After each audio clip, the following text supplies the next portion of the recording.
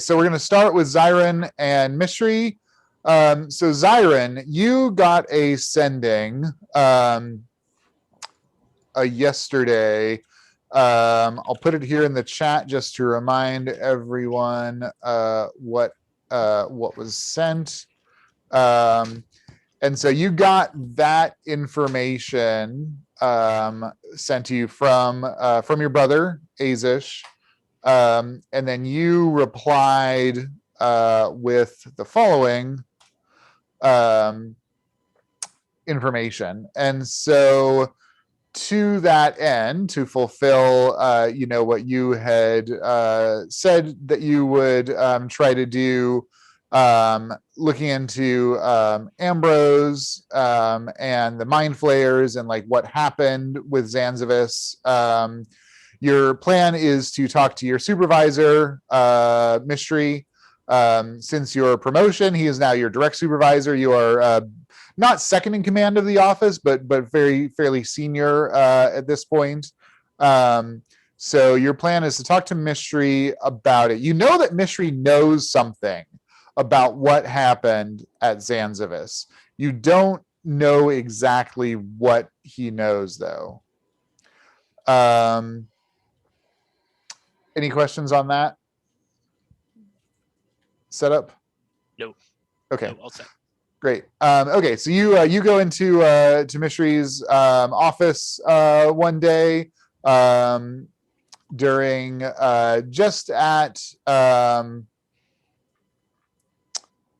Green 3, so kind of towards the end of the workday. Kind of aiming to do it and then kind of head out with hopefully some information. Mystery, you're sitting at your desk, sort of business as usual for you. Afternoon, Mystery. Zyron.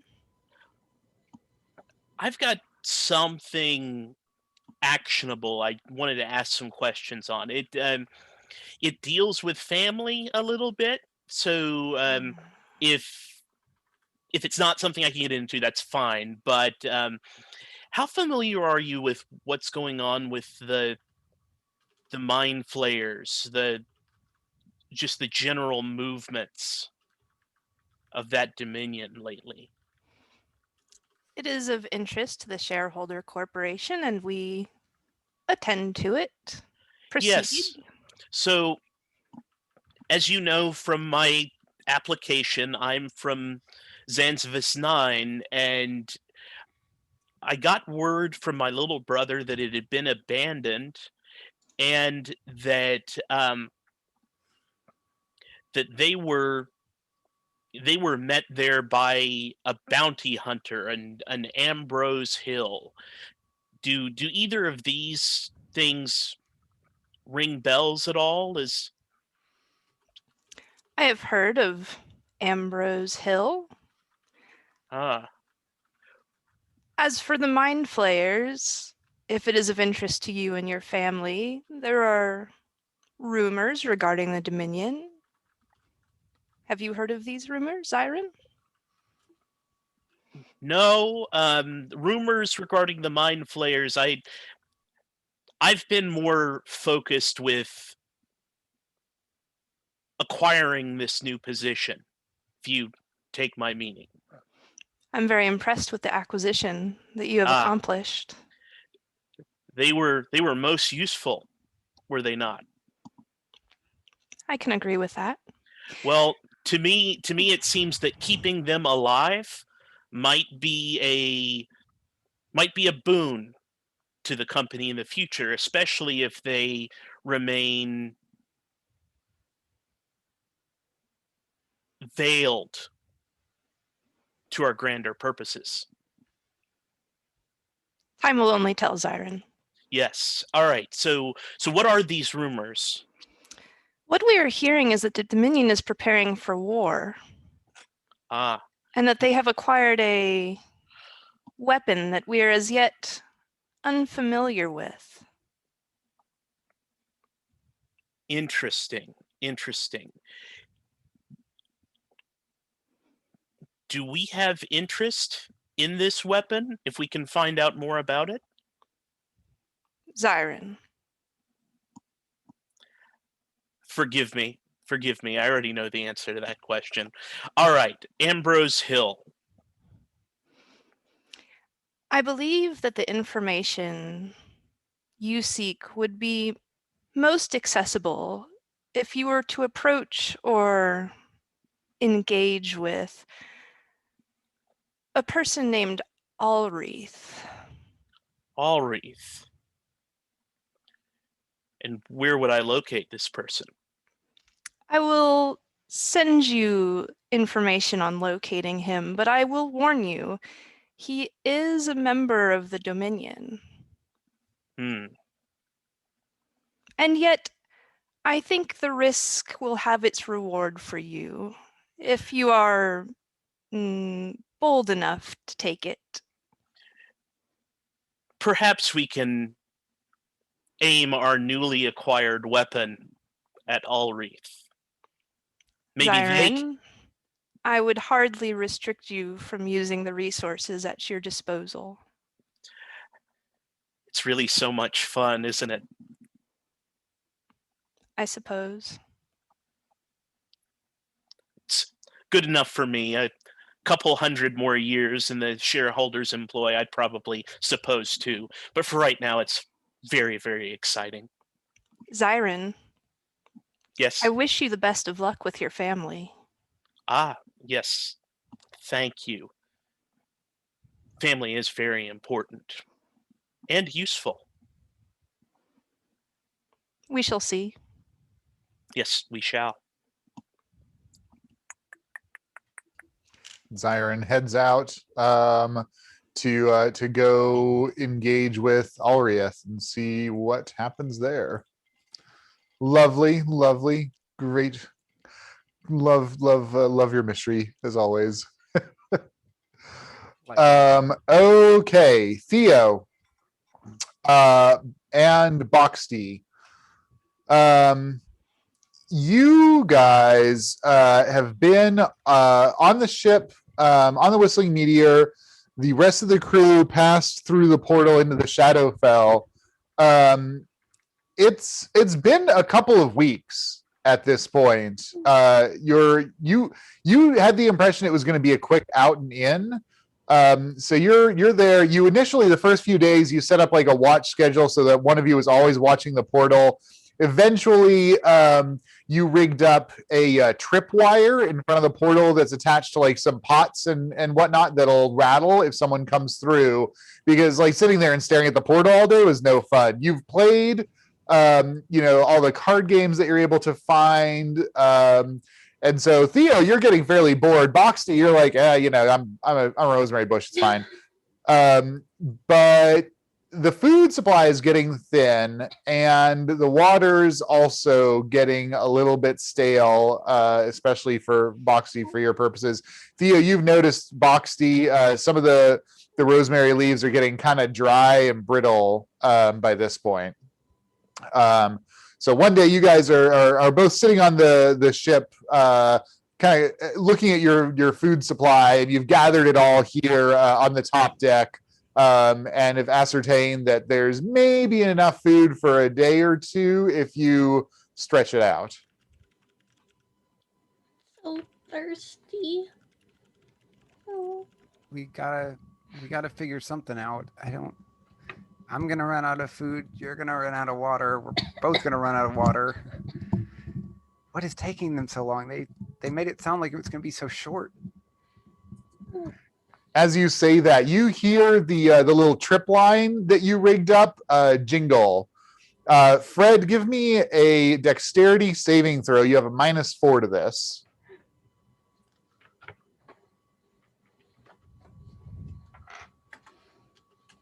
So 16. 16. Okay, so you pass through this interesting portal, and as shortly after you do so, something catches your foot, and you almost stagger, but you're able to catch your balance and stop yourself. You're looking up at some kind of large wooden construction, and at the top of which is a human with a brain, as well as a bush, which seems to be communicating with him. Theo and Boxty, you look over at the portal, and you see a humanoid creature has stumbled out. It almost fell on your trip line, and it's kind of looking up at you. Somebody's here. And we clearly don't recognize this person. Yeah. You clearly do not recognize this person. Yeah, it's a elven looking male creature. And it's Theo or Fred, what's your plan here? Are you gonna just look at Who them goes or there? cruise around? So where is the Int 3 zombie? Is it back in the portal? No, that's you. Oh, I thought Yeah. You're the king. You're like Oh, the I smartest see. zombie alive. I Yeah. read it. So, So obviously you do know common, like, but your language is like, maybe 5-year-old. okay. Who goes there? Who are you? Hey, Fred. Do we Yeah, get any water. weird vibes from this guy? Like, does something seem up with this fellow? Give me a perception check, Theo and Boxty. Is it just straight? I rolled a 14 on the dice. Theo's character sheet is somewhere around here. I rolled a here we 15. I don't know if there's any modifiers. Okay, I'm pulling up Theo's. Yeah, so Boxty, you get the impression that Fred he's kind of slow moving and he looks dead. Yeah, looks dead. I can't really judge. I'm pretty slow. I'm a bush. Yeah, You can water. you can get around pretty well though. Okay, I have no idea. Yeah. You've got like branches that like you can move around. Yeah. Oh, hell yeah, I do. So, where are the other zombies? That They're milling around. They're milling around on the other side of this black portal that you walk through. Like, they're idiots. They don't know what they're doing. You saw this thing and you're like, this is the promised land. I'm going this way. Okay, then Fred is going to turn around, stick his head back through the portal, and see if he can holler out to the others. Okay. Hey, that's it. Right. I was talking to you. You guys see this creature doing this. I'm pretty sure he's not supposed to be on this ship. We're waiting for Aezsh and Enid. Yeah, we need to get him off of here. And can I cast a spell at him? Yeah, for sure. Is the plan to kill Fred then? Oh god, no, Boxy and Theo versus a swarm of zombies. Let's go. no, the plan is to oh geez, okay. So the plan is to cast suggestion on him. Oh, okay. Cool. That sounds great. Okay, Fred, go ahead and give me a wisdom saving throw. You have a -5 to this. Rolled a 16, so that's 11. Okay. What is the suggestion, Theo? Go back where you came from and tell whoever is with you to go back too. All right, Fred, you think this is a good idea? Okay. Okay, so I lumber back through the portal, and as I go back into the Shadowfell, I tell all the zombies that I can see, don't go through big black door. Great. The heck, Theo? You could have had water. I don't know. We're not supposed to let strangers on this ship. Just trust me. How old are you now? You get some more life experience under you. You'll know not to trust random strangers. If I'm gonna have life experience, I need water. We do very badly need water. I don't know what we're gonna do for some water, but we can't afford. If it was him, that's one more person that we need to feed. We're already low on food ourselves. Boxty, you had figured out how to work the water processing system in the station, and so Smart box. for like the Boxy's like average intelligence. Hell yeah. So for the like 3 months after the Dominion came and killed everyone, you were doing fine. Like you were getting water, and you found like the plant food, and you were doing great. We need to go back to Zanzivis, or we're going to die. We can't just leave them here with no ship. They could come back any minute, and they would be stranded. People never come back. They came back. They came back for me. Like, that's how we even ended up here, is because they came back. They weren't there for the attack. People don't come back from attacks. We need water. I'm so thirsty. We are running out of food and I can make water. Zanzivis run. I could just wait there. How far is it to Zanzivis from here? Like a day, right? Yeah, it's like 6 hours or so. We're gonna drink water since Boxy can't. Haha. And was there any food there that Theo could eat? Or was he like kind of existing off the crystals, like being Yeah, near the Theo doesn't peptide? need. Yeah, exactly. Theo didn't need any food in the mines. Gotcha. Was there other food that he could like have, if they did make a run back to Zanzivis, could he like get food and Yes. bring it back? Yes, yeah. I think you guys during your more detailed search of the station, you did find some food. Honestly, you packed most of that onto the ship, and that's what you've been kind of living off of. So there's not, even if we were to go back, there's not like a whole lot there waiting for us if we were to go back. Here's well, water. I mean, there are bugs. Oh, we need. We just watched that movie last night. We are very badly running out of food and water. I don't know what I can do. We're not any good to anybody if we sit here and starve to death. But They're we can't very well leave dead, them stranded. probably. We don't know that. These are my We're friends dead here. if we wait. You very well might be right about that. Okay, how about this? Maybe we can make a quick run back and get whatever food we can find on Zanzivis, but we need to let them know where we've gone. We have Well, to leave that's some up to you. kind. I can't hold a pen. We have to leave some kind of a note at the very least.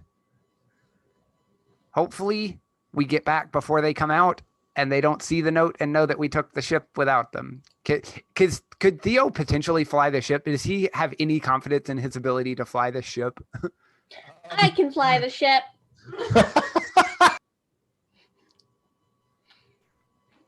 He never has before, but like Gyrfalcon made it look pretty simple. Yeah, I'm sure he reckons he could probably get it.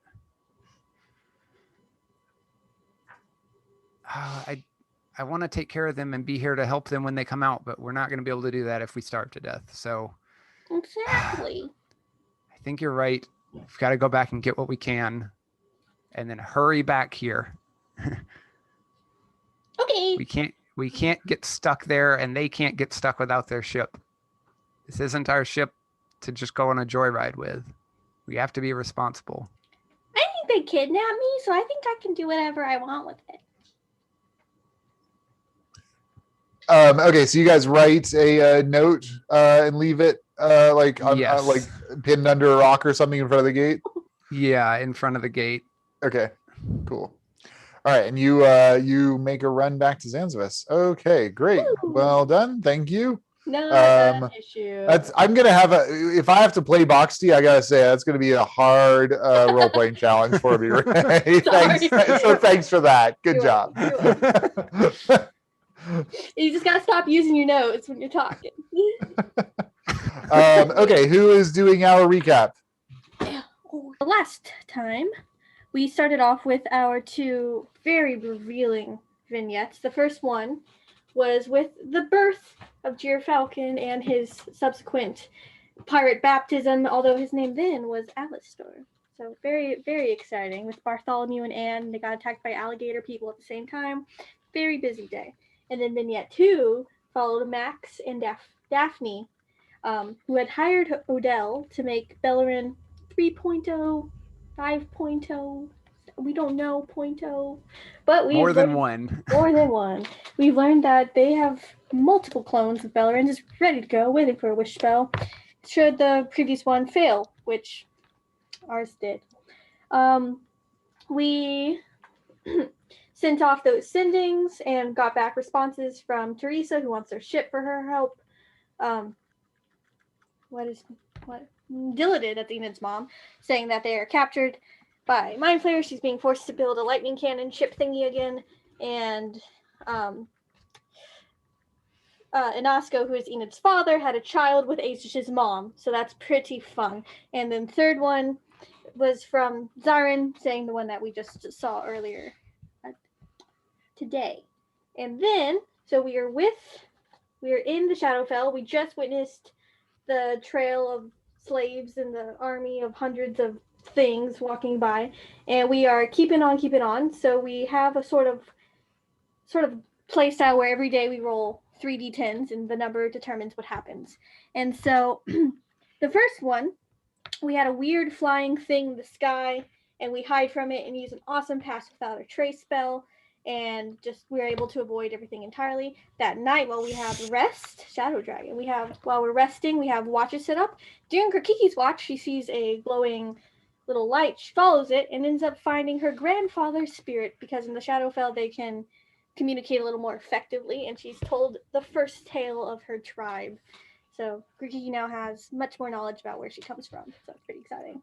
Day 2, we come across a little abandoned village of just buildings in a swamp. We debate whether or not to go into the swamp, like swimming, which some are for, some are against, and going through the buildings themselves. Enid asks, and I remember this, if it looked like anything living was in the city. The answer is no, so we're like, let's go. And then, of course, that's when the realization came. This is a place of the undead, where things don't live. And we got attacked. We dealt with that attack. Everyone turned into a furry, like a minute or so. It was quite fun. But we made it through pretty unscathed.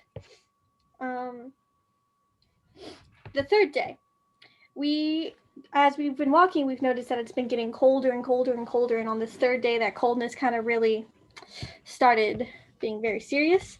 And we find a broken statue with a dark cloud of swirling blackness above it. And it kind of seems like this black cloud is like where this coldness that just sucks warmth and life out of you is emanating from.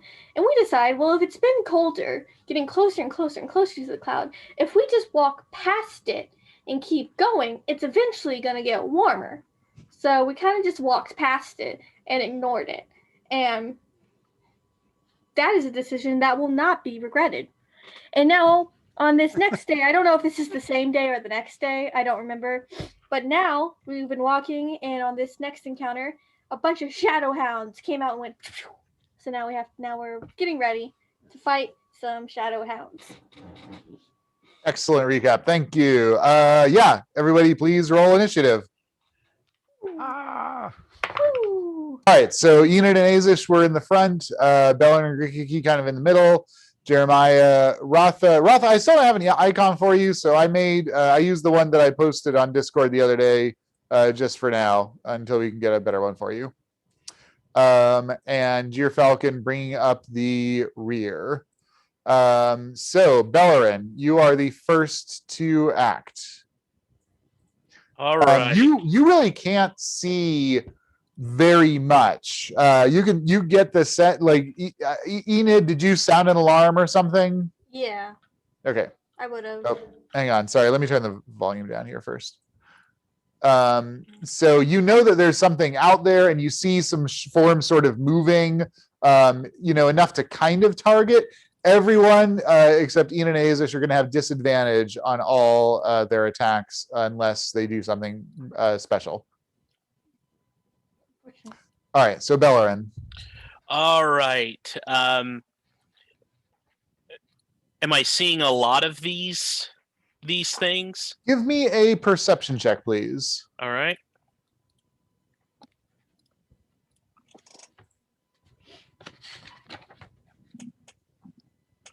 12. You can only see a couple of like sort of moving shapes in the shadows. You can see the ones directly in front of you here. All right.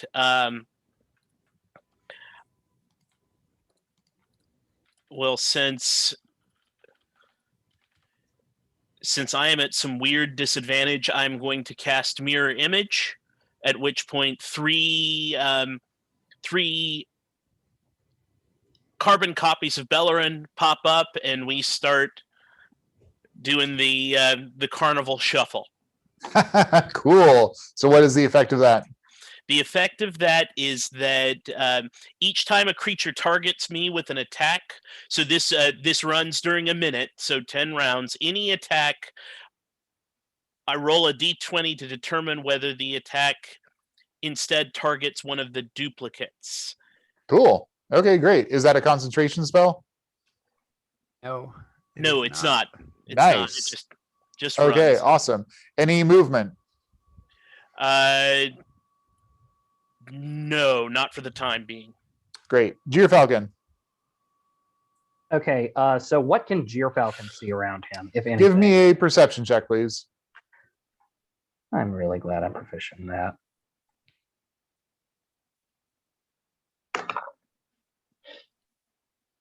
But a 9 is probably not going to get me much. You see kind of some roiling shadows, some movement in the shadows to your left here, and that's about it. To my left, so Yep. the one bottom left. Yep. The ones that I'm pinging here. Okay, I'm not willing to rapier it just yet. I'll wait until they get a little bit closer to do that. So I'll just do what I've been doing every combat for the last few games and steady aim with Salamandra. Okay, so you're going to be shooting flat since you have disadvantage normally. And then are you using your explosive shot or your fire shot? How big are each of these squares? 5 feet. Yeah, the fire shot. Okay, great. Roll to hit. Oh, that's a nat 1. Oh, all right. What does an @1 look like shooting a blast of fire into the Shadowfell?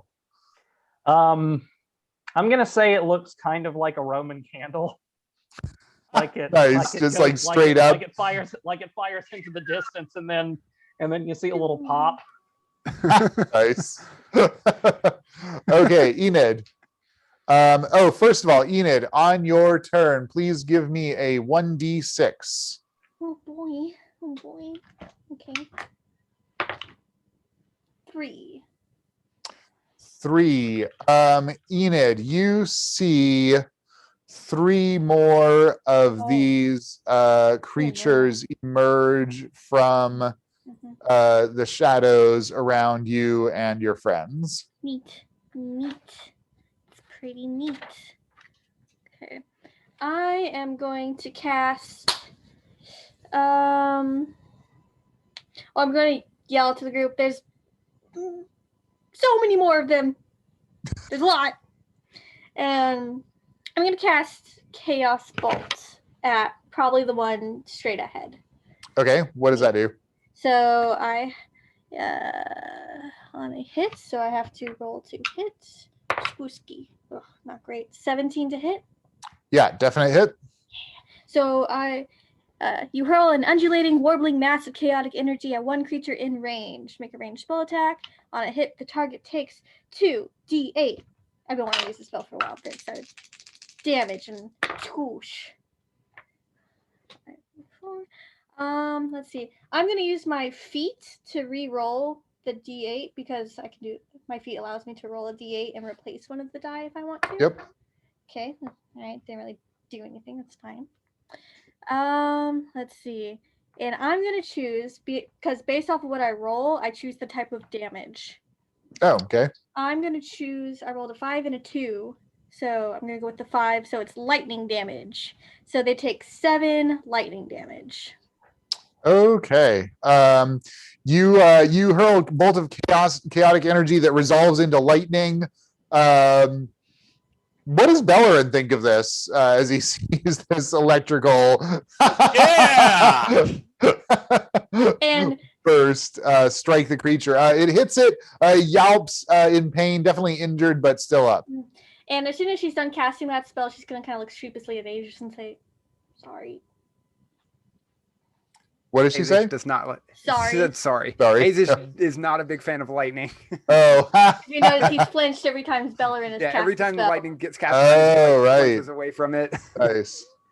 Okay, Ratha.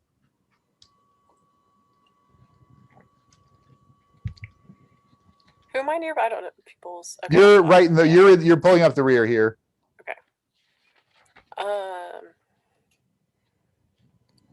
Ratha is gonna go ahead and use a bonus action, transform into a dire wolf using wild shape. Ooh, nice. Okay.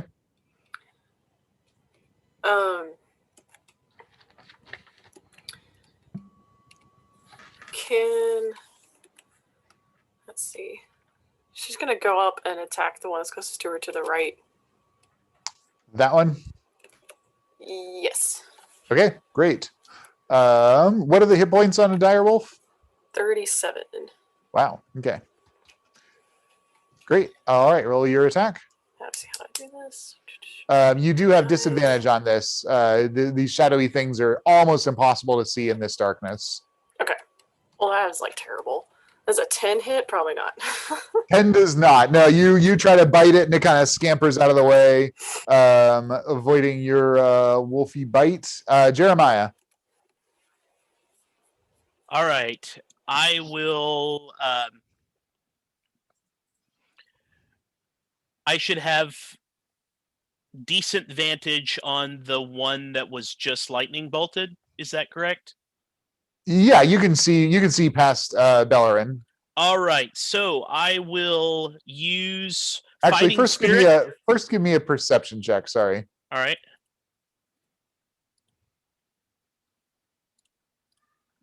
Okay, 16. Okay, yeah. With your optical sensors, you're able to detect all of the ones on the right side of the battlefield here, basically. So, including that one that's been injured. All right, fantastic. So the injured one, I'm first going to use Fighting Spirit. Okay. To negate the disadvantage to make it just a Yep. flat roll. And that gives you some bonus hit points. 5 temporary hit points. Okay. And I'm going to knock my longbow and take a shot. Great. 24. Yeah, definite hit. All right. That's good. Let's see. Reliable, Jeremiah. Yep. Can be counted on to hit a shot. 12 hit points damage. Oh man, yeah, your arrow hits the thing and it just discorporates. Enid and Aezsh are the only ones who see it happen. Everyone else just like the shadows stop moving in that direction. Yeah, Jeremiah, there is no more threat there. That is how you do that. Let's go ahead and knock another arrow and aim at the one that's at 2 o'clock if Jeremiah is the center of a clock. That one, yes. Great. All And right. does the fighting spirit apply to all attacks that round or just the first one? All right, let me see. All weapon attack rolls. Nice. All right, roll it flat. Yay. Very nice. Thank you. All right, that is 18. 18's a hit. Excellent. And another 11. Oh, that kills All right, you nail this thing center of mass and it discorporates completely. Man, Jeremiah, good round. Okay, bad guys go. This one's going to close with Aezsh. This one's going to close with Aezsh. This one's going to close with Grikiki.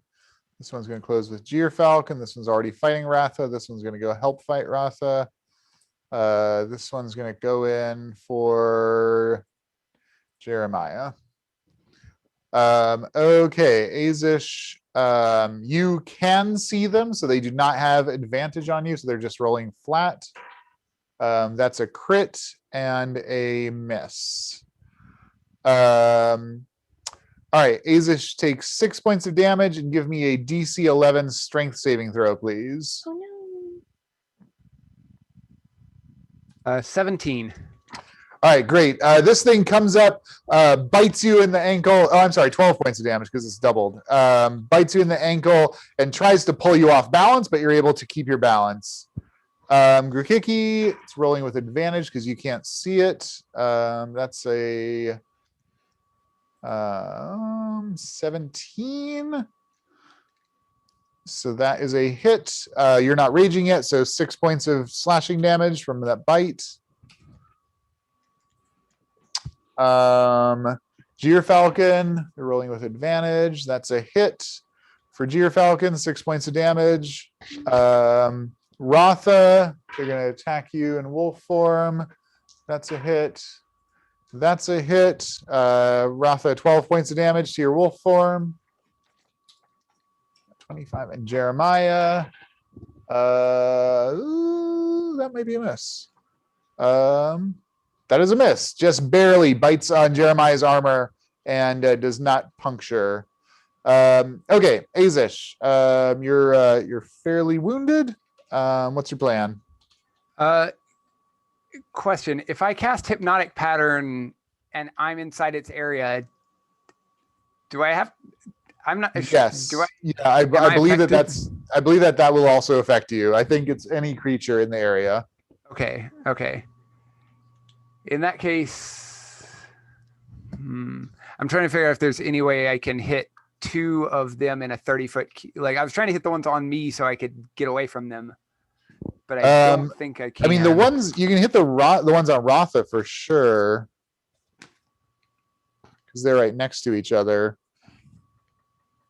I could potentially hit like the one next to me and the one next to who is that on the bottom left? Gyrfalcon. Yeah. I could hit like those two, I guess. Yeah, you could hit these two. Okay.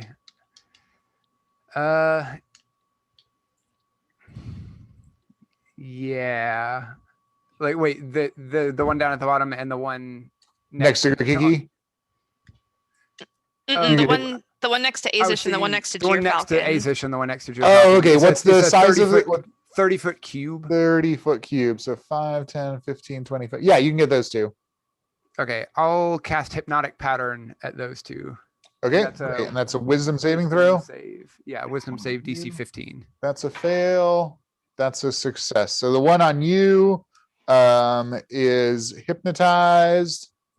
The one on Gyrfalcon is okay. All right. Okay, so that was your spell casting. And is that concentration? Yes. Okay, great. Any movement? No, I'm gonna. Well, actually, yes. I'm gonna take one step back, shifting, still within the threat range of that other one, so I'm not like provoking an opportunity attack. But yeah, to get one step over by. Okay, perfect. Grikiki. Grikiki is going to go into a rage and draw Agapios. Does that affect how well she can see these shadow boys? Oh, yes, it does. Yeah, Agapios sheds its moonlit light and casts the shadows into sharper relief, so they are not hidden from you anymore. Okie doke.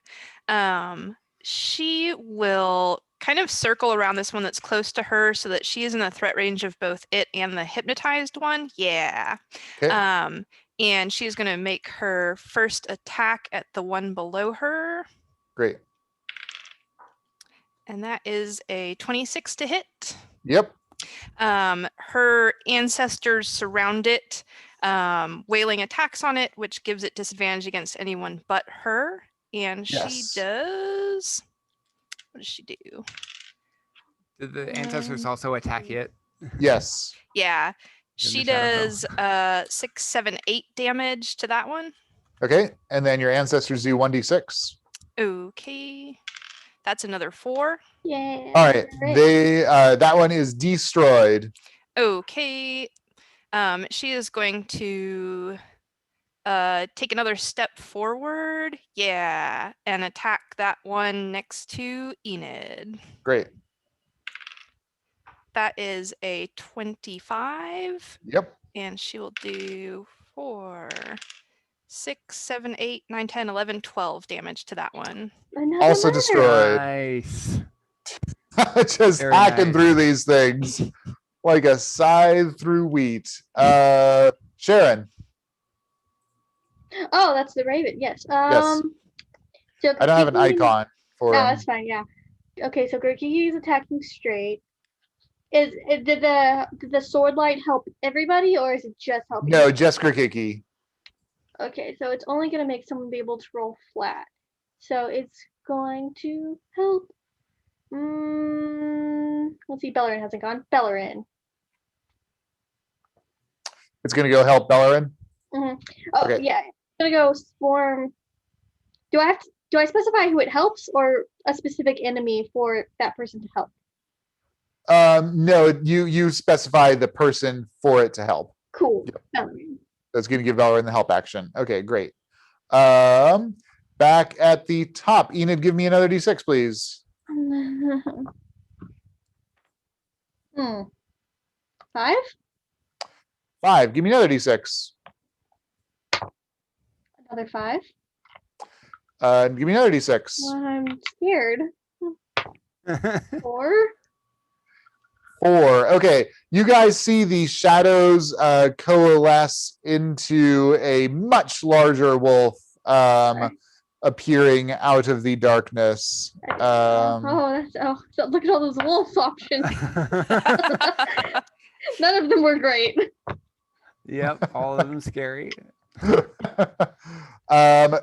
Belloryn, All right. Do I see the monster wolf? give me a perception check. All right. That is a 15. 15, yes, you do. Yep, it's pretty much the only thing in your visual field. You see it looming out of the shadows. It's about the size of a pony. Its mouth and head is huge. You think its teeth could actually get around your skull and crush it. Awesome. That's good. All right. Let's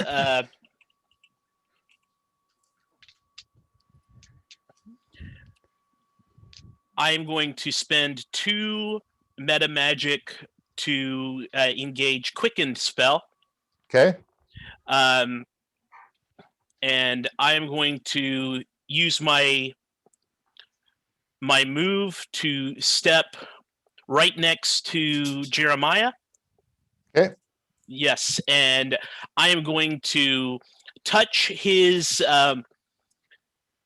longbow and cast light. Oh, okay, great. And then I am going to use my quicken spell bonus action, lightning bolt, at the big guy. At the big one. Great. All right, roll your damage. All right.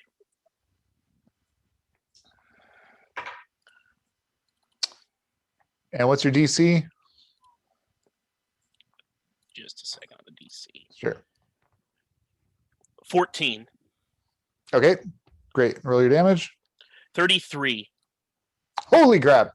All right, you nail this thing with a blast of lightning, heavily injuring it. It dodged a bit out of the way as you tried to blast it. Okay, so that was light and quicken spell, lightning bolt. Great. Falcon. So what, if anything, can I see right now? You can see a big shadowy wolf that's trying to eat you right in front of you. Okay, well, gonna try and shoot him. Okay. Fallon. I don't get disadvantage because I've got the gunner feat. I mean, I don't have disadvantage on because it's close. Oh, nice. Okay, cool. Yeah. And then are you going to take aim, steady aim? Yeah, I'll steady aim. All right, so then you're just rolling flat. Okay. Oh, that's considerably better. That's a 21 to hit. Definitely hits. Roll damage. Okay. Ooh, but I do not get sneak attack this time. Shit. Nope.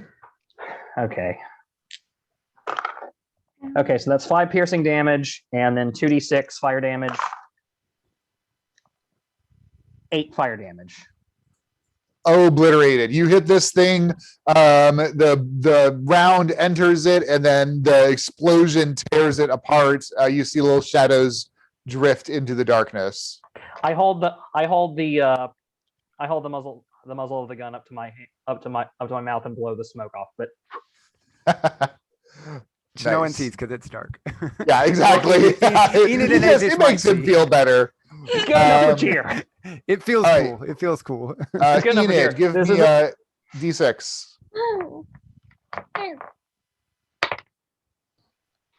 That was a D8, so I don't know what I'm doing. Hold on. 6. 6, did you say? Yes. Okay, roll again, please. 4. And roll again, please. What'd you get? I Your can't hear. your mic's not coming through. 6. Okay. Roll again. Another 6? Okay. So roll 6, 3. 4, Roll 6, 6. Yes. Roll 3d6 for me. Add them up. No. Tell me each result. 1, 6, and 3. 1, 6, and 3. Okay. One more regular wolf emerges from the darkness, as well as some new friends. New friends. Not great. What kind of new friends? The scary wolf. These wolves resolve from the darkness, and they have this like red energy sort of lacing throughout their body. It doesn't make them any easier to spot, but it definitely indicates that they have some other power. Okay, Enid, your turn. Okay. I'm gonna cast Toll the Dead on the hurt wolf at the near noon. So it has to make a Wisdom saving throw, DC 15. On this hurt one, the big one? Yes.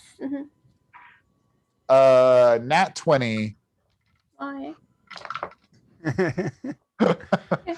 Nothing happens? No, but can I cast 2 spells if one of them's a bonus action?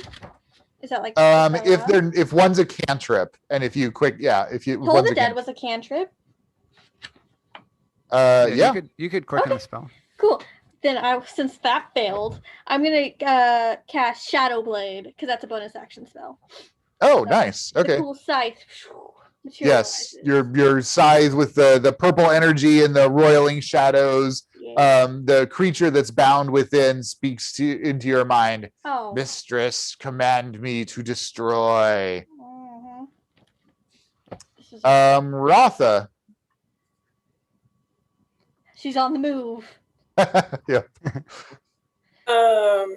She is gonna try attacking one of the boys again.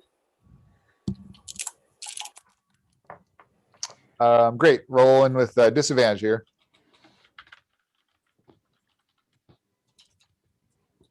Let's see. Does a 14 hit? A 14 does hit. Yes. 14 damage. How much? 14. Wow.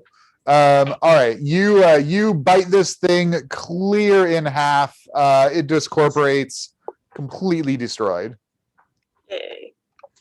I growl at the next one. It growls back. Jeremiah.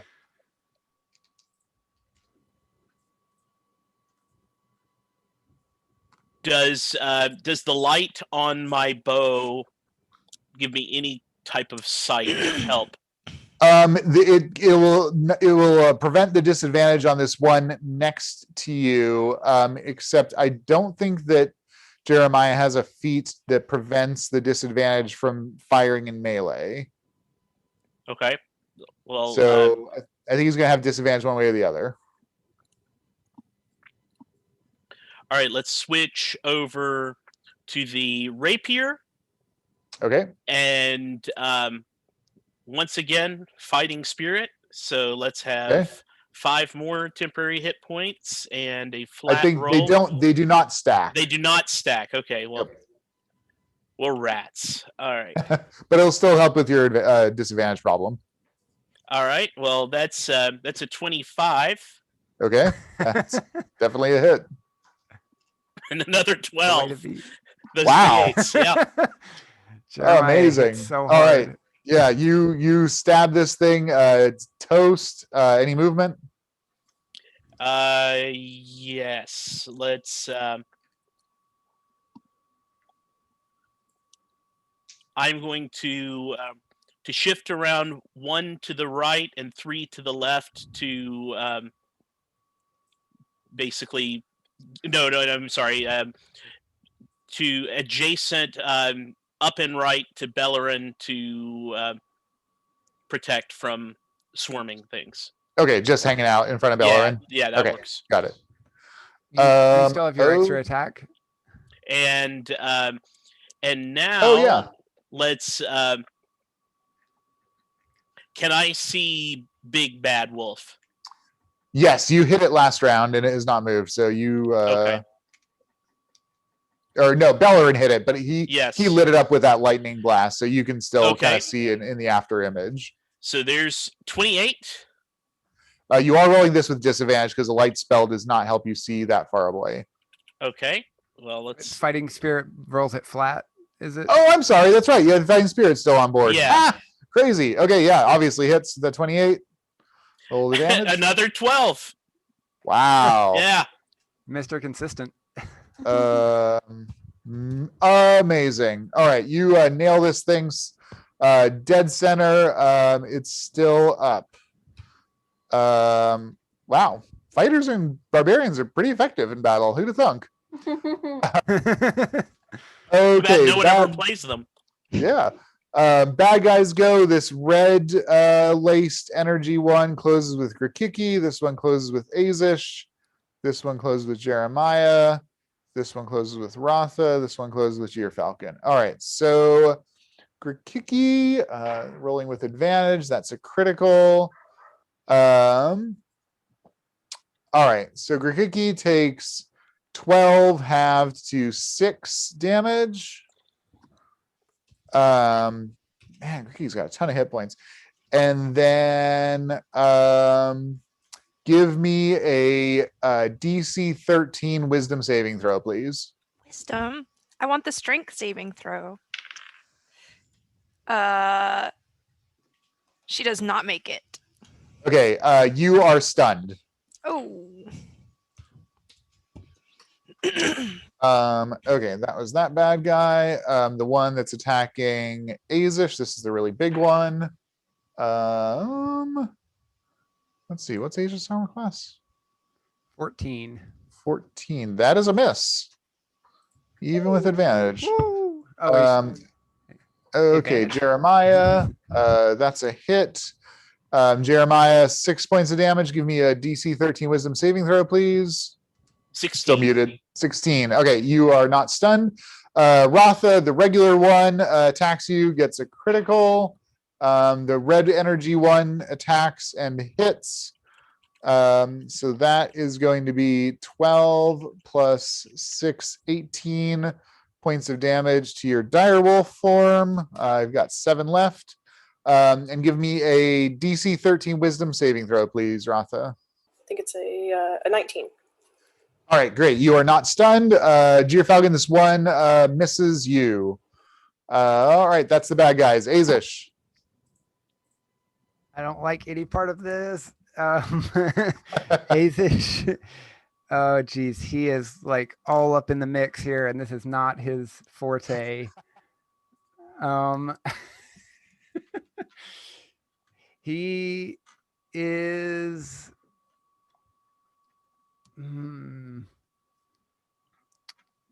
You know what?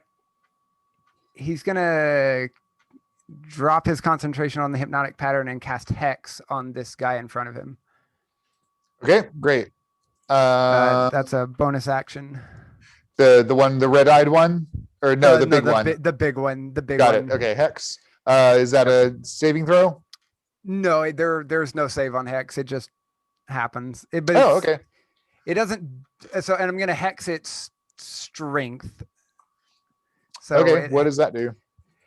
It has disadvantage on ability checks made with strength. Disadvantage on ability strikes me. Okay, great. And so that was my bonus action. And as an action, I'm gonna try to Eldritch Blast it point blank. So is that disadvantage on that for rolling point blank? Great. Or does that matter? Yeah, it's disadvantage. Yeah, it's a ranged attack. So okay. All right. So that's probably not going to hit an 11. 11 does not. Nope. Too dark here. Too much going on. And the second shot is that's better. That's a 23. Definite hits. So it takes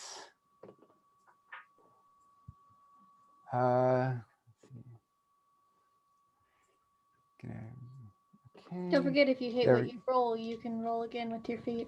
That's what I'm doing because one of the damage rolls is a 1. Yep. So that takes okay, the damage is like split across a bunch of different damage types. So is it more than 1? Yes. Okay, it is destroyed. Perfect. This already heavily injured. You lash out with an Eldritch Blast, destroy this pony-sized creature near you. Any movement? Nope, although you're still engaged. I'm still there, engaged yeah. for that one, so I'm gonna stay there. I'm gonna call it to Grikiki. That one's back in it. Get ready. Give me actually no perception check required. Grikiki, give me your stunned posture.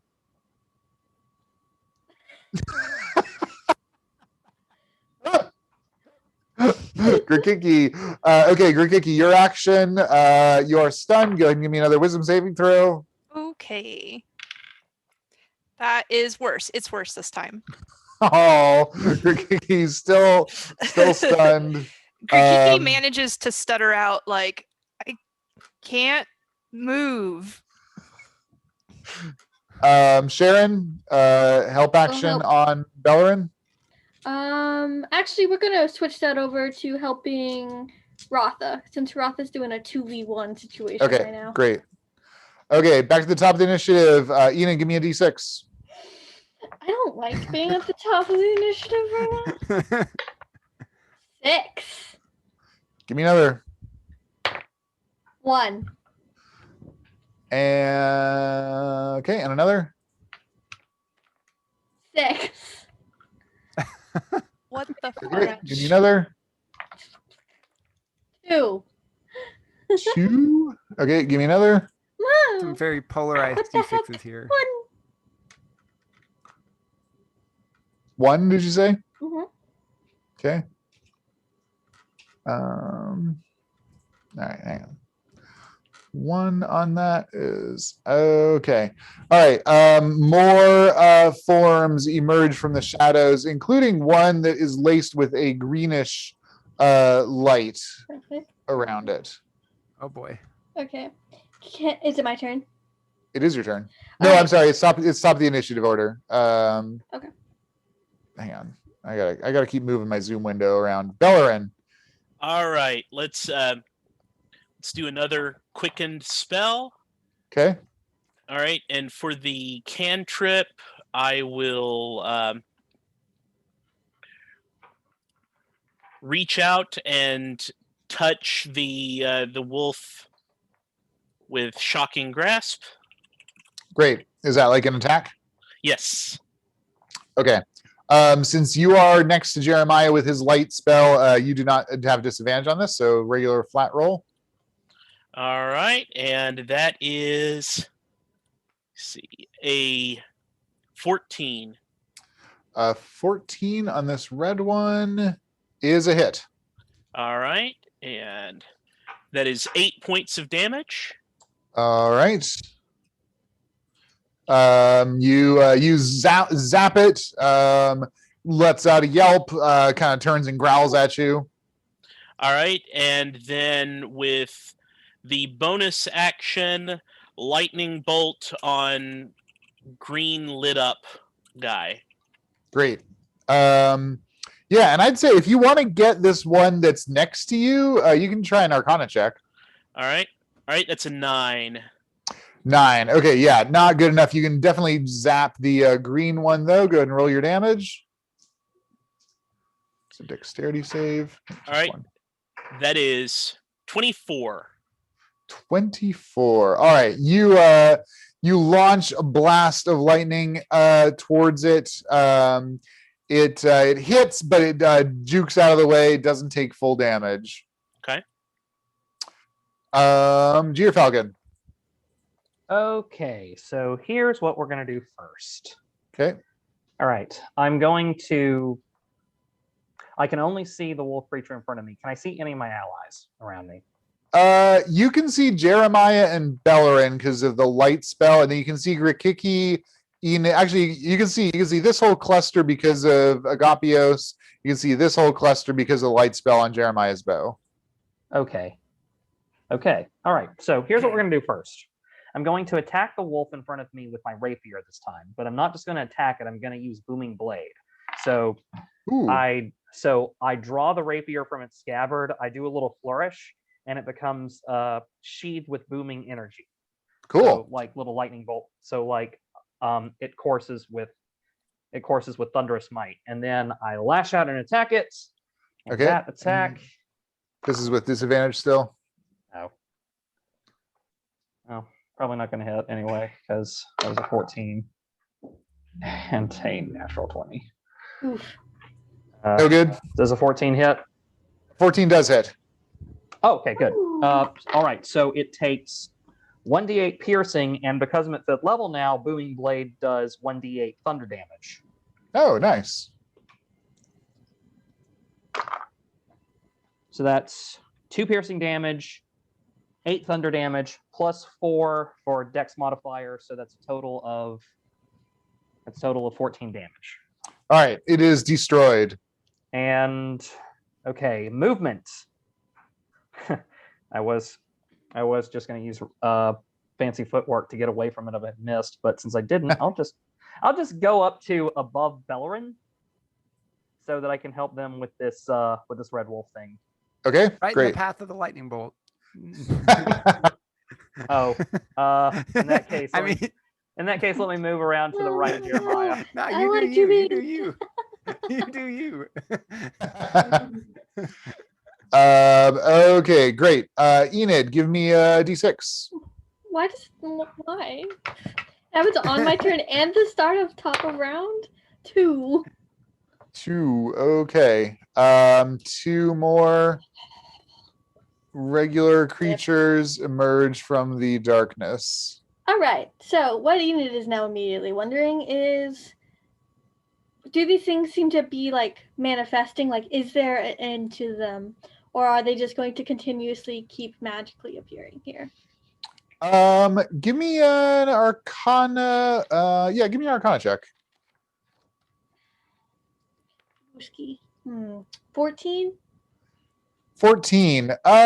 You don't know exactly. It's not entirely impossible in your mind that there are in fact just like this horde of these shadow monsters. It's also possible, they're just being created from the stuff of the Shadowfell.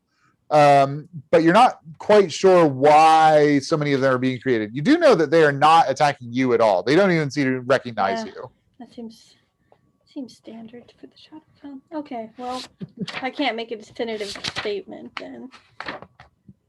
No, but give me an insight check as well. Oh, that's better for as me you're then. wondering this. Ooh, nat 20. 24. You get the sense that these things are hostile to your compatriots. On a nat 20 insight, you think that it may be because they want to protect you. Oh. Well, they have severely misread the situation. Do Do I think these things are intelligent enough that if I were to like yell something, they would understand me? They seem to be behaving like animals, so you're not sure. You don't know that they would know common necessarily. But again, on that nat 20 insight, you do feel like you might have some power over these things. Didn't that one speak into your mind? No, that's my scythe. Oh. Yeah. But it did do that, yeah. One shadow creature. No, there's too many shadow creatures. We There's can't a lot keep of track. shadows happening. Okay. There a shadow, everywhere, shadow. I'm just going to yell, just stop really loudly and try to make all of them hear. Okay, great. Give me either intimidation or persuasion. Your choice. Intimidation. Bad dog. Give me the spray bottle. Like, do not attack my friend. Okay, intimidation. And I can add in a d8. Okay, I rolled a 1. 24. Okay, you say stop, and all of the shadow wolves immediately stop what they're doing. Like the ones that were growling at Ratha stop growling at her, and they all look up at you, and then they all sit. Oh.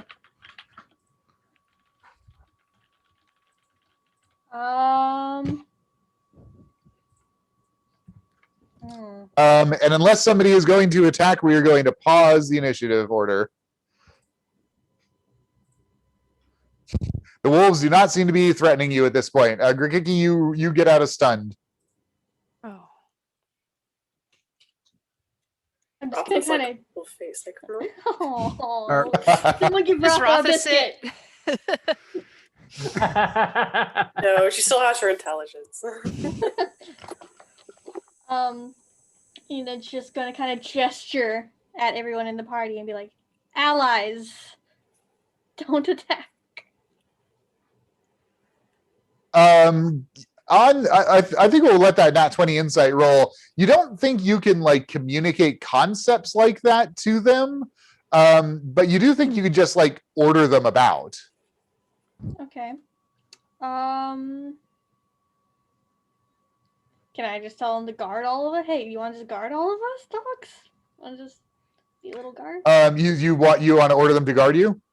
All of us, specifically? Okay.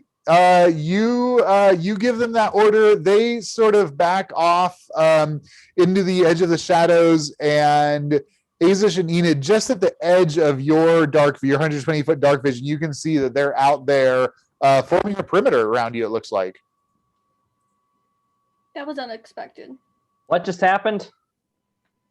I have no idea. Aezsh pulls the healing potion out of his pocket and starts drinking it. Well, Yeah, you get 2d4 plus Oh, this is one of Enid's new cool things, right? yeah. Yes. A 2d4 plus 2. Oh, well, that was good. I rolled a 4 and a 3. There you go. So I 9 can, back. That's 9 back. Great. I can only see Belloryn and the professor. Sound off. Who's not dead? Nobody's It dead. purposely None of us doesn't are say dead. anything. None of us are dead. how do you We're know? all- I can't see anything. I can see everybody, and none of you look like you're dead. Awesome. Well, that's some bullshit. How do I see in here? Well, unfortunately, I don't think I you don't want to know know. what we went through to get this site, so. Yeah, you have to make some deals that to get this kind of vision. Well, I don't think that's exactly what happened for all of us, but. Well, Oh, some of us. otherworldly deals, and you took vision, sucker. Hey, and I look took who can phenomenal see, cosmic power. look who can see that we're all okay. I would settle for fucking being able to see right now, Belloryn. I can make light, lots and lots of it in a straight line that Yeah, kills careful all the with- bad things. Careful with those lightning bolts. Those were awfully uncomfortably close. I'm a professional. We need to get out of here so we can save Kida. Yeah, That- we need to keep That moving. sounds logical. Since when do you know anything about logic, Belloryn? This Professor Aust. Oh, that I'm sorry. just- That I very forgot you were logical. also playing Yes. Jeremiah. Shall we proceed then, children? Yes. Sounds good Let's- to me. Let's Go. carry on. All right. Jir's gonna Good. light a torch. Gonna put up the rapier and light a torch. Okay. Yeah, you light a torch. So you guys, I think you played with this earlier, but you realize that creating any source of light makes you a beacon for miles Yeah. around. But Agapios was safe to use. Agapios was like the Oh one yeah, thing it that was we found dim, was but it safe. was dim moonlight. Right. Yeah, it's not a ton of light. Okay. So you can do that, but you're pretty sure you're going to draw the attention of everything. And I mean, I don't know, you have an escort of Shadowhounds now, so maybe that won't be the end of the world, but beating back untold hordes of undead might slow your progress. Okay, Jir's going to reconsider that and just continue walking by faith and not by sight. Alright. Enid's just gonna start walking ahead in the direction of the other raven is leading and just say, like, under her breath, "This is a god awful place. Can't wait to get out of here." You'll have no. You You'll guys- find no objections from me. You guys proceed throughout the rest of the day. Settle down. Once you get tired, again, there's no day night, so you don't know what time of day it is. Time doesn't seem to make any sense here. But you get tired and you settle down. Are you going to maintain a watch schedule with your encircling Shadowhounds? I think it's still probably We should smart. probably. Yeah, we Can should the probably bird still do wake that. someone up? The bird can Well- wake me up. Well, and Professor Aust stays awake. So if Yeah. Why don't we just Professor use the Aust- same watch cycle that we did last time? I'm trying to remember how that went. But Okay. yeah, like I'm sorry, Ben. But no. yeah, like you were saying, Jeremiah doesn't need to sleep, so Yeah, and Ratha only needs 4 hours of meditation. So The raven can help and wake me up just in case anything happens. you guys all settle down around your camp area. Again, there's no fire. You have the rations that you've brought with you. What's going on? Like what's the talk around the camp? You guys have been in this shadowy darkness for 6 days now. It's getting colder. You kind of smell some snow on the air. Where's everybody at? Like what are people thinking? Grikiki, kind of what's going on in Grikiki's head? Rikiki's like feeling a little moody, like this is kind of taking a long time and she hates it here. This is sort of like antithetical to Grikiki's preferred habitat. She's like, she likes the sun and the ocean. And just like every minute ticking by is a minute further away from Kida. So she didn't like take it out on the party, but she's not very chatty. Although if anyone asks her about her nightly disappearances, I was going to we'll talk ask about you that. you guys have noticed that Grikiki goes off for the past few nights. She does say she's hunting, but shadow squirrels, are we still eating shadow squirrels? Yeah. Have we gotten annoyed with shadow squirrel yet? Okay. Probably. You decide. All right. And if it's shadow squirrel or like half rations, shadow squirrel it is. Dear Falcon, what's going on for you in this place of perpetual? Like you can't see freaking hardly anything. So, Jir, like, what's kept him going are a couple of things. Like, occasionally he thinks, oh, wow, I'm going to have some stories to tell the other pirates if I ever make it back to the Cold Cliffs. If that is. And honestly, he actually he felt extremely powerful after the encounter with the Wendigo, because he knew that with Salamandra he did a lot of damage to that thing. He contributed a lot. That being said, always bugged Jeer that he can't see in the dark and everyone else can. That's kind of the least of his worries. Something about the Shadowfell is affecting him. He's not letting it show because Sundere, but occasionally he just wakes up and he sort of meditates in the darkness for a minute and just kind of lets it wash over him, and then goes back to sleep. He has a nightmare at one point, or a dream about an old helmsman on a ship that encounters death, trying to will him into endless sleep. Nice. Aezsh, what's going through Aezish's head with these days of trudging through this darkness? Although not so dark for Aezsh, I suppose. Yeah, it's not so dark for Aezsh, but still, like, just because he can see, he just gets to see better than most everyone else, like, how dreary this place really is. Like, he has a better vision of, like, how bleak this landscape is.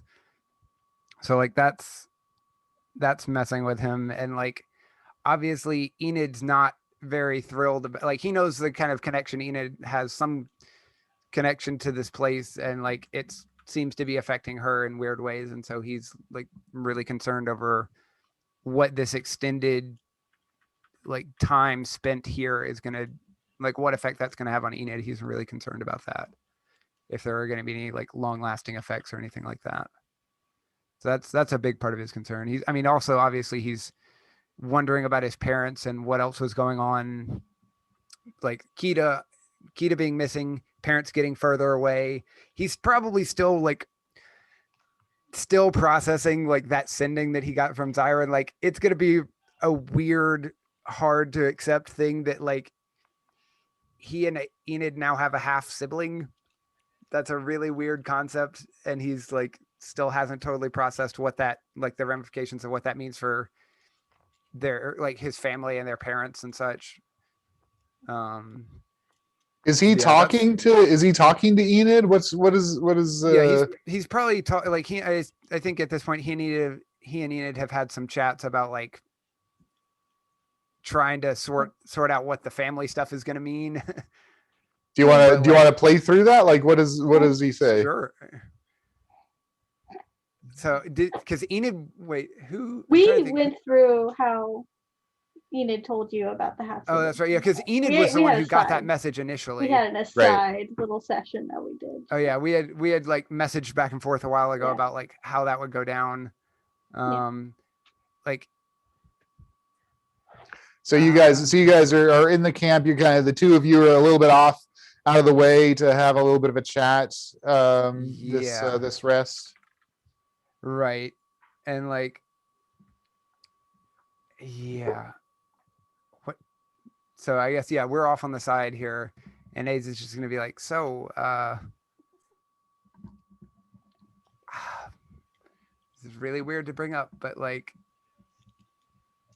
how much do you think our parents now hate each other because of what happened? I assume your mom and my mom are not on good terms now with all of this. It didn't really sound like my mom was thrilled about what happened, but they weren't super close. I mean, they worked together on the project, like they were the same engineering team, but they weren't friends before, right? Neat. Yeah, I mean, whenever we can get out of this horrible place and get Kida back, we've got to go find them, and I guess our sibling, weird to say, but half sibling, I don't know, it still hasn't really sunk in, and I know it's gonna hit me whenever we stop going and going and going, but I'm sure I'm gonna need time to process my dad's passing. Yeah, just kind of hugged him. Yeah, and yours as well. And they're building another lightning cannon. Yeah, another one. And if it's bigger Another than one. if it's bigger than the one in the mine, Yeah, I and want to see what it can do. as horrible as the one was there, who knows what the Dominion are gonna, if they're building a bigger one for like a ship, who knows what it could do. No one can survive that. Heck, we barely survived the prototype one. Did we? Well, survived, you could call it. But yeah, I don't know. I just want to get out of this place and get back to finding all the people we care about. Me too. I hate this place. You at least the things here seem to somewhat listen to you, but that's, yeah, I know you don't want to be here any more than the rest of us, probably least of all. So we'll try and get out of here as fast as we can for you and for Kida. Enid just proceeds to snuggle. Enid, what's going on in Enid's, kind of internal monologue here? Oh with no, she's all in a this, or she's in a very negative headspace, like out of character, or I mean, I guess in character. There's been hints that she absolutely despises the Raven Queen and all the magic stuff, all her magic stuff. It's not been explicitly said, but there's been little tidbits. So she's very unhappy to be here and very unhappy to be helping the Raven Queen. So yeah, she is terrified, absolutely terrified, just full of fear, 100% of the time here. Even though things are not attacking her here, she almost like hates that fact. And she's absolutely terrified about what it's going to be like at the end of this. So she really doesn't want to keep going, honestly. She would really like just to sit down and never move again. But she has to go save Kida, and that is a very overwhelming thought because there's Kida, her mom, Aezsh's mom, the lightning cannon, a random baby now that's out there in space. So lots of a lot on Enid's shoulders. Yeah, a lot, and she doesn't like it at all. She's terrified, angry, mostly terrified, and like a lot of self-criticism and self-hatred a bit. Outside of battle, out of strategic discussion during battle and during planning, she's not talking to anyone except for Aezsh unless they explicitly talk to her first. So that is where she is. Well, Belloryn, how about Belloryn settling down in this darkness?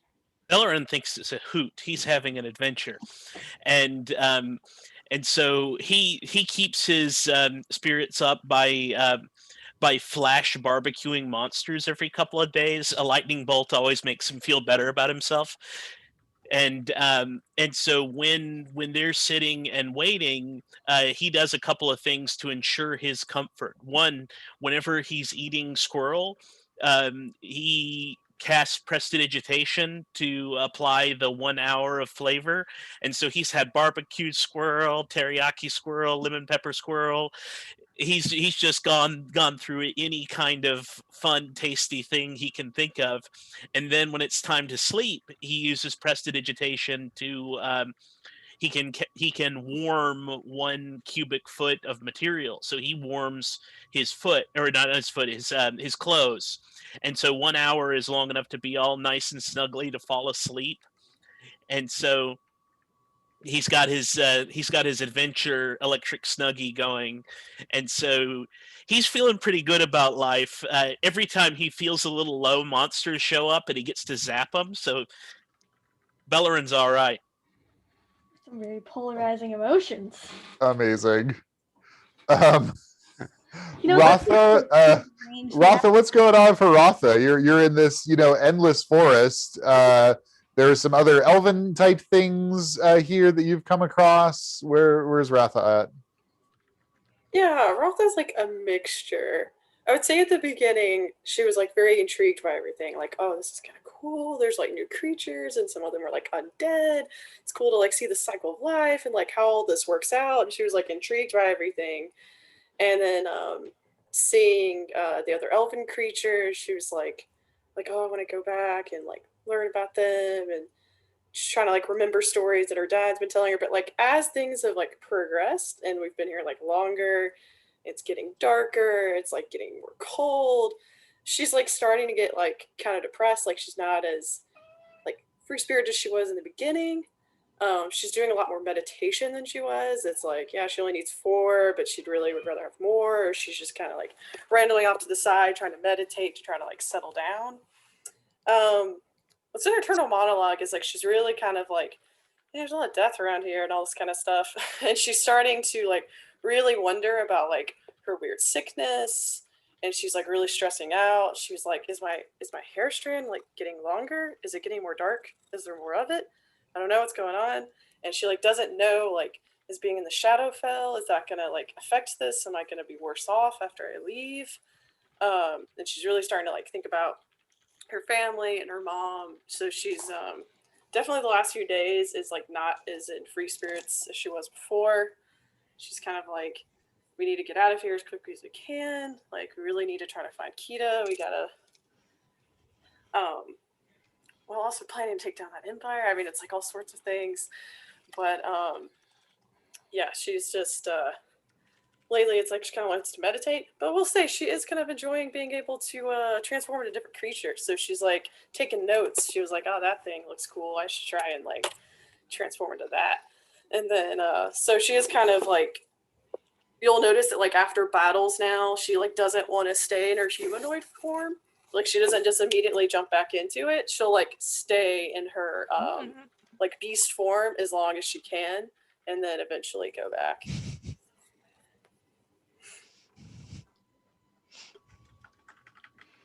Awesome. And Ben, what do you think is going on for Jeremiah? He is installing the software updates he downloaded on Brawl. He occasionally he'll look over and seeing somebody looking perplexingly low, just says in a monotone, "They're there, they're there." Continues download. Fantastic. All right, you all settle down with your thoughts for the evening, and sometime or evening, your rest.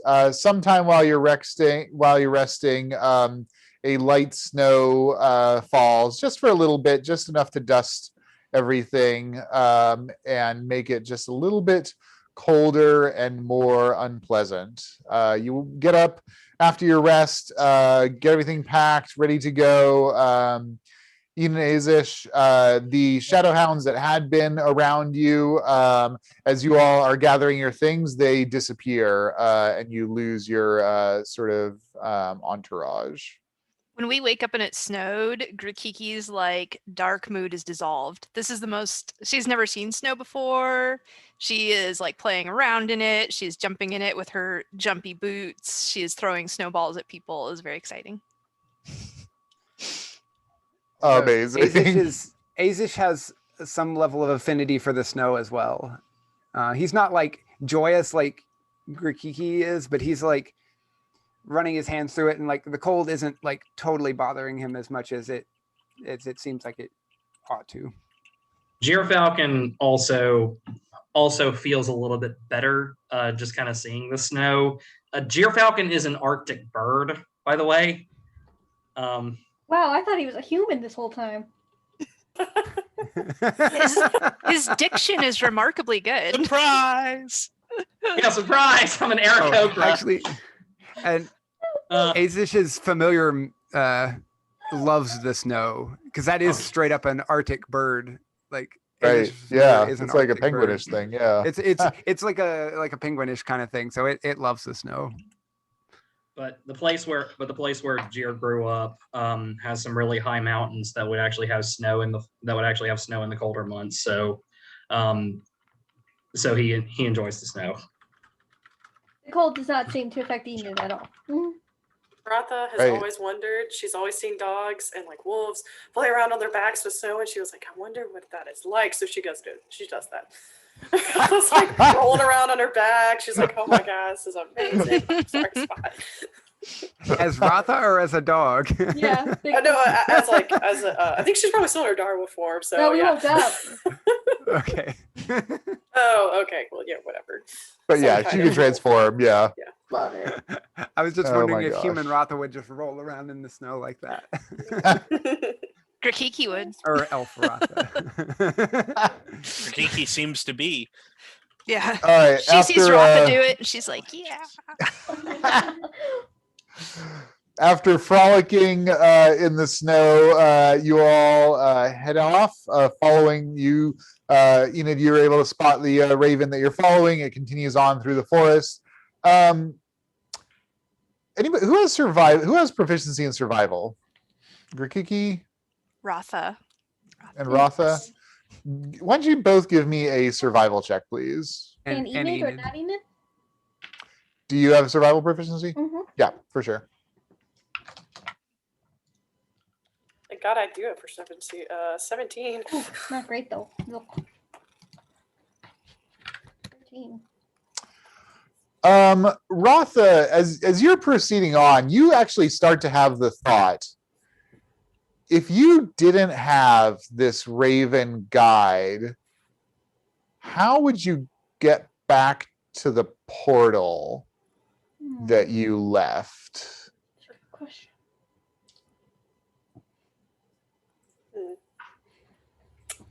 So Enid, I'm sorry, I laugh way too much for this character.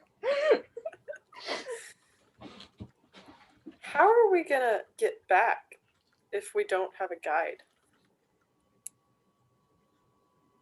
to the portal? Honestly, I assumed that we would have a guide.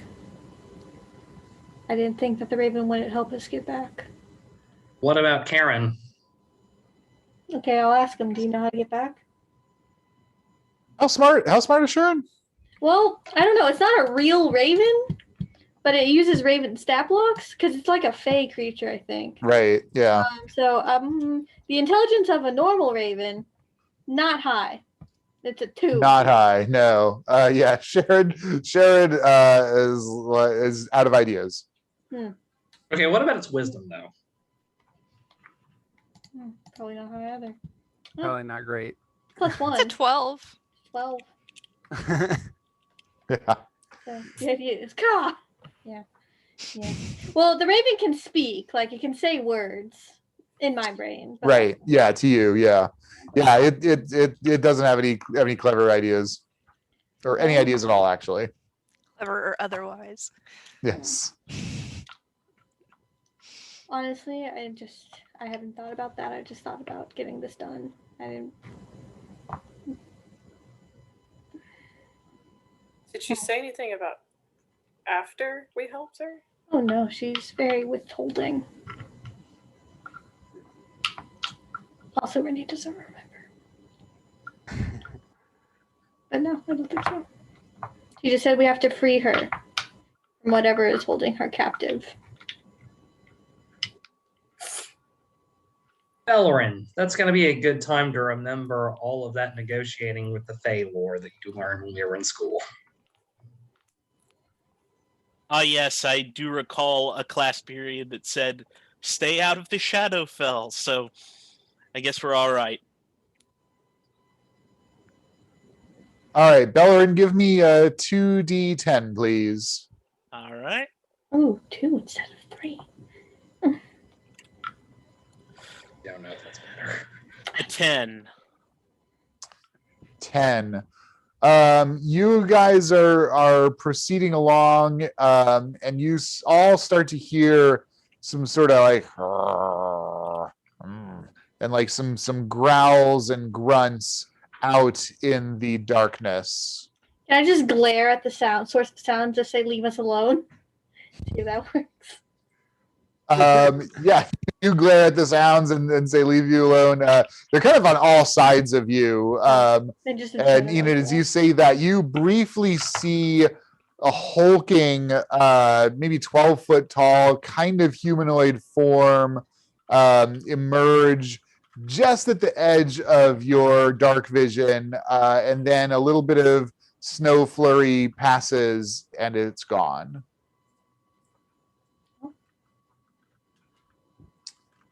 And the growling and grunting sounds go away, fade into the darkness. That's probably the one time it was going to be something very helpful. It was bringing us a map, and then he told it to go away. Okay, Ratha, give me 2d10, please. And the pizza. Oh. Oh no, not the pizza. Also, before like this long rest, Enid would have made another healing potion. Right. And given it to Aezsh. Okay. How do I do? Wait, hold on. I don't do this very often, so how do I roll it? That's fine. Just roll a d10 twice and add it together. Okay. Wait, 2 d10s? Yes. Or like a d and a...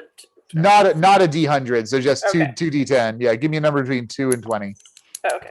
D100s always confuse me too, though, when that happens. Just, I feel you. 9.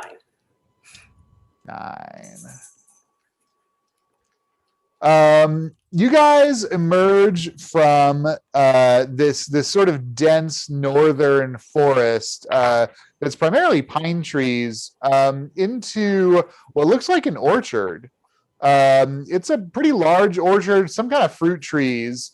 You see that the leaves are, kind of roundish. They rustle a little bit in the snowfall. And they have on them some strange black fruits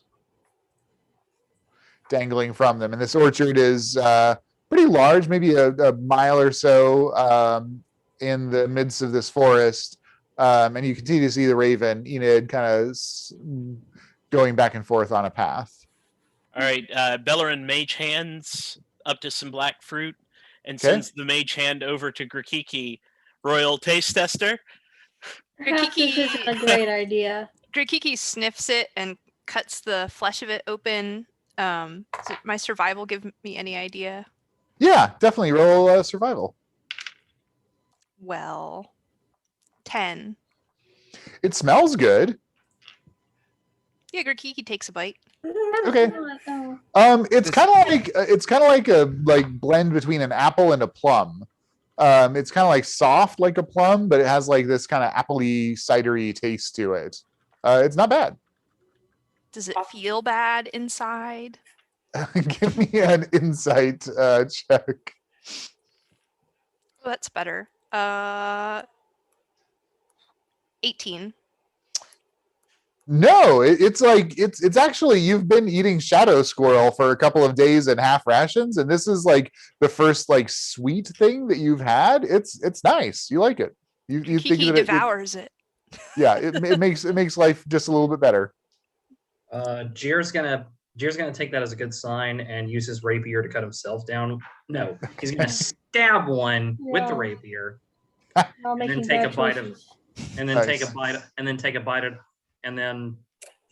a bite of it off the sword. Okay. Aezsh? Does this seem to be someone's like cultivated orchard? Like, is there a Yeah, farmhouse of course. here? Yeah. No, This is somebody's place. Well, somebody or something for sure. Okay, yeah. Okay. You do not see your dark vision only extends 120 feet, so you don't see any buildings in that space. And is there any sign of whoever? Sorry, is there any sign of whoever works this place? Like, are there any like footprints or tracks? Yeah, give me a survival check for sure. 16.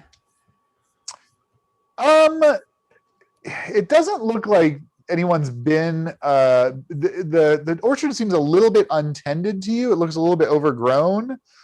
Certainly, like the grasses around the base of the trees doesn't look like it's been trampled by feet anytime recently.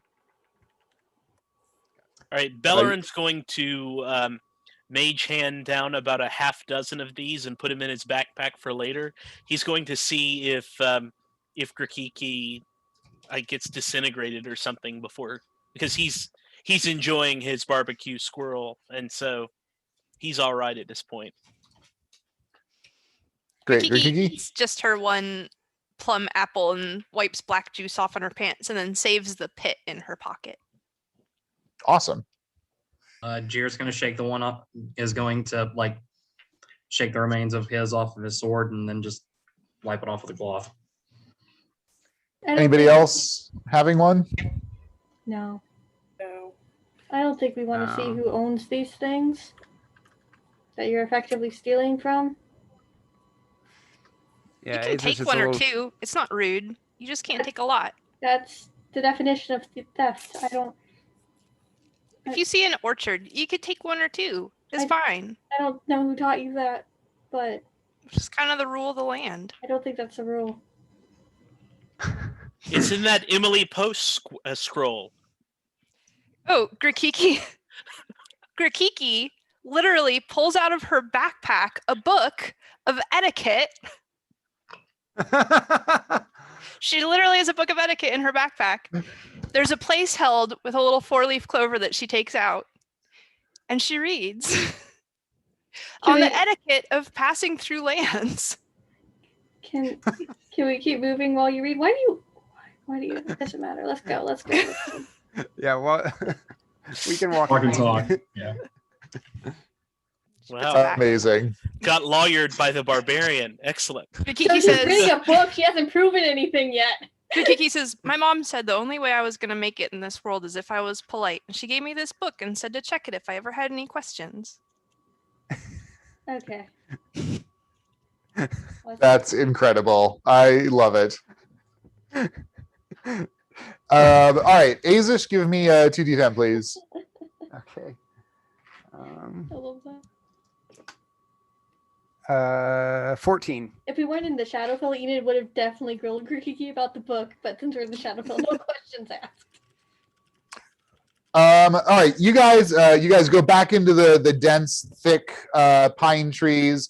You notice that most of the trees are so thick that actually very little snow is making it down to your level or the ground at this point. So the ground is mostly clear, just filled with pine needles. And you all see basically a shining light, like a glow, a bright glow ahead of you. And it's not moving quickly, but you think it's moving more or less in your direction. And you can all see this. Giovanni, this is like the first bright thing you've seen that you guys haven't made. Pain. How big is it? It's just like through the trees at this point. It looks kind of far off. It looks like a few hundred feet off. And as you look at it, you see it's resolving into a band of 8 humanoid beings on white and silver horses. And they are standing out in stark contrast to this land of darkness and grays. You see that they're all dressed in sort of bright silver armor. They have long lances, they have long bows, and they have ears, little pointy elvenish ears. Yeah, they have ears. Wow. Wait, if you're telling us about the ears, what don't they have? And so they're kind of through the trees. It looks like I said, they're moving more or less in your direction. Do they look like the elves that were keeping slaves? Give me a perception check. 17. They do not. They, in fact, look a little bit more like that elfin creature that was encased in the sphere that you all encountered. That you think Ratha called an Eladrin? Some kind of damn proto-elf. Do they seem hostile? They're armed and armored. They're armed and armored. They look like a military patrol is what they look like to you. And it looks like they have spotted you at this point, and they are headed in a beeline in your direction. Well, we've been spotted. I don't think there's any sense in trying to avoid them. We best prepare to talk. I'm going to prestidigitate the elven words for friend and peace above our head. Great. Any other preparations you guys are making before the patrol gets to you? Can I just cast guidance on myself Sure. in preparation for whatever's happening here? Definitely. It lasts for 1 minute. Okay, great. Who all speaks Elven? 2, 3, 4. Everyone except Grikiki and Gyrfalcon. I don't know why I looked at my sheet. Maybe that was your reminder. I also speak Fey, if that matters. That's okay, written great. for some reason as a separate line on my languages. Yeah, it should be. Okay. Okay, this troop of 8 Eladrin in this very military-looking appearance on these white horses come up to you, and they kind of form not a complete circle, but maybe a 270-degree circle around you. They don't look like they haven't attacked you, obviously. They don't look particularly friendly. One of them takes his helmet off and addresses Ratha and says to you in Elven, or at least the Elven dialect you're able to understand, and everybody else that speaks Elven actually. Cousin, what brings you and your servants to this land?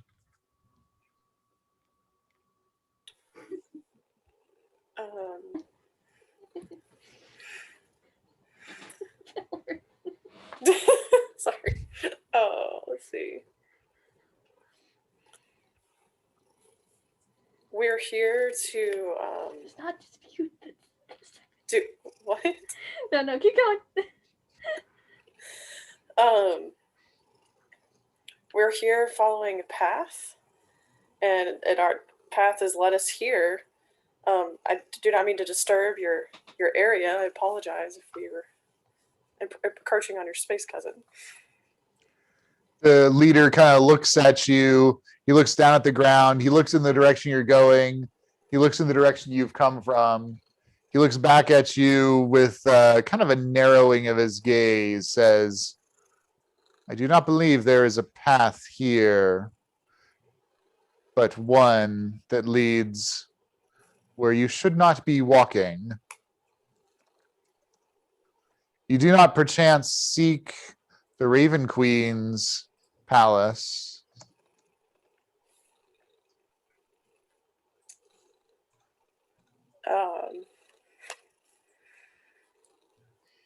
That's why we're here.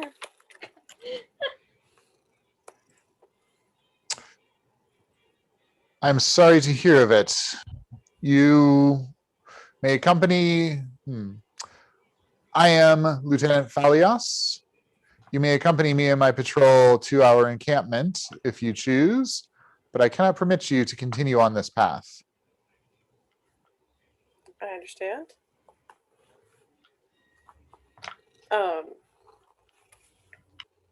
Why is your encampment here? Are you outside of it, or is this just y'all's area and we stepped into it?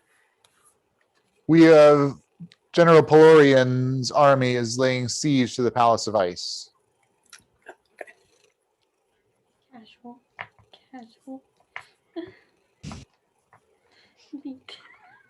I will give you a moment to confer with your servants and then present me with your decision. Thank you. Phalios leads his troop away a little bit. They're keeping a close eye on you. They all have their bows in hand and arrows out and knocked, but not raised. What did he say? Are they leaving? I am a free half-elf. Thank you very much. Free. Wait, what? What? Why are they? We were called servants. Okay, that's servants. not the big picture here, Belloryn. Oh, hell no. I think gotta that's the do- least of your problems right Yeah. now. You can set your ego aside. We gotta play nice. The Why? problem is that the issue is that they cannot allow us to continue forward. Some lord is laying siege to the palace. These are the ones. Oh, that's who we're supposed to free her from. I guess so. Yes, I'm guessing so. Huh. They said that General Belloryn's army is laying siege to the Palace of Ice. And if I remember my history about Eladrin, they are not... best not to mess with them. It seems like we have to mess with them. Well, we don't have to mess with them. We just have to depart, circle around, and find an alternate entrance into the palace. Well, if they're the ones that are holding her hostage, eventually we'll probably have to fight them to get her out, to make them stop. I don't think she wants to be free as in out of the palace. I think she wants them gone. But maybe. I don't know. They have asked...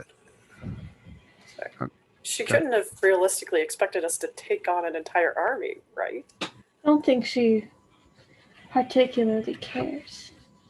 If I remember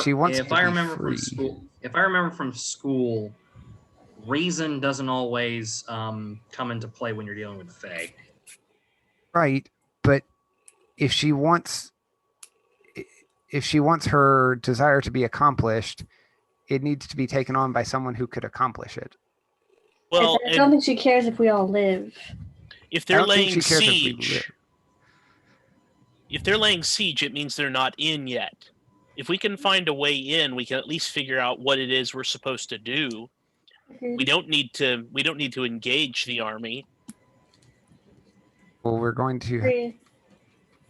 They're currently blocking our path forward. Okay, the straight path forward, yes. Getting around them isn't going to be easy. Might be worth it so we don't have to fight them. What if we tell them we can get in and kill the Raven Queen?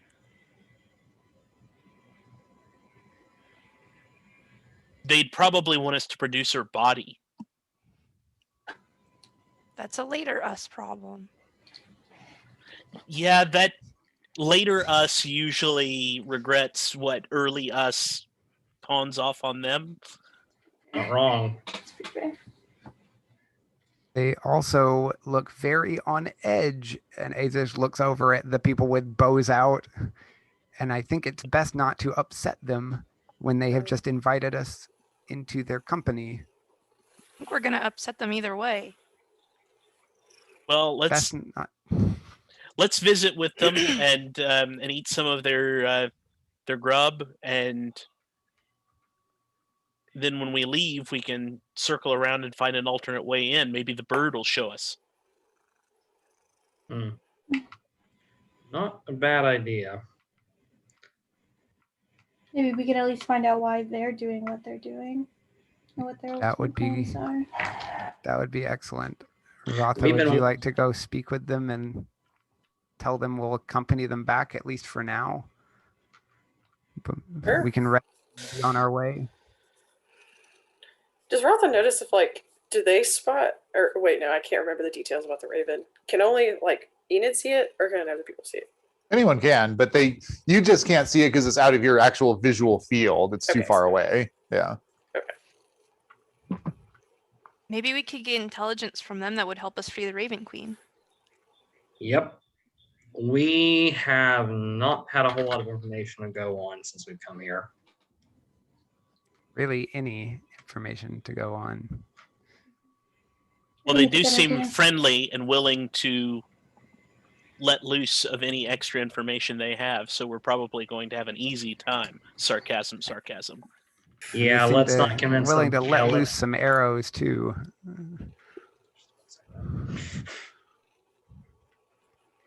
Either way, I think it's best to be as straightforward as possible with them in our dealings right now so that we don't catch an arrow. And then be on our way. And if we happen to be on our way back in a circle around to the other side, well, that's a thing for them. We could ask them for directions back from where we came. We certainly need help with that. At least They'd we'd have probably be that. happy to tell us how to leave. Yeah, because right now we don't have the first idea about how to get back where we came from. Maybe they could help us with that. So right now we only know the way forward. We don't know the way back. I don't think they'll accept that as a reasonable answer for why they should let us keep going forward, because that's all we know. But I do think maybe that could get them to help us, get our way back. Though, should they choose to escort us back, that could be a problem. So what's the plan? We're gonna go spend the night. Slumber party with the Eladrin. All right, Ratha, you gonna go talk to the lieutenant? Yes, Ratha's going to be remembering all of her, like, dad's talking faster, talking to people. She should do her best to try and remember how all that goes, be as polite as possible. Aezsh is going to pat her on the back and cast guidance on her as she goes to head over to that group. Nice. All right, so what do you say? So you approach Lieutenant Falias, turns towards you. It looks like, actually, give me an insight check, Ratha. You get the guidance on this. It's a D4.